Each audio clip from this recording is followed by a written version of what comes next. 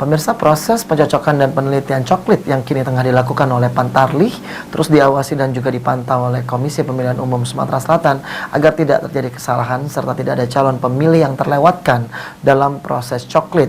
Oleh karenanya, Ketua KPU Sumsel menyarankan agar KPU Kabupaten Kota untuk selalu mengevaluasi proses coklit tersebut.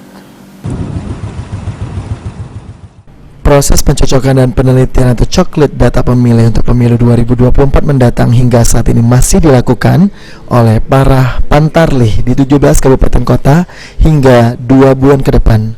Proses coklit ini cukup penting karena dari sini bisa diketahui jumlah data pemilih dalam pemilu mendatang.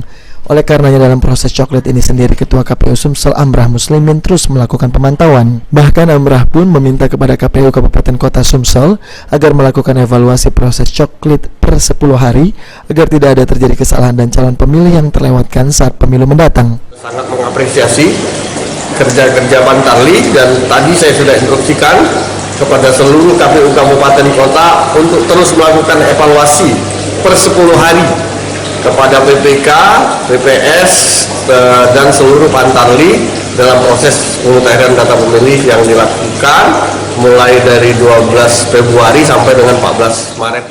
Sejauh ini disampaikan oleh Amrah, para Pantarlih telah bekerja sesuai dengan wilayah tugasnya yaitu per 1 TPS. Firman Hidayat, PAL TV.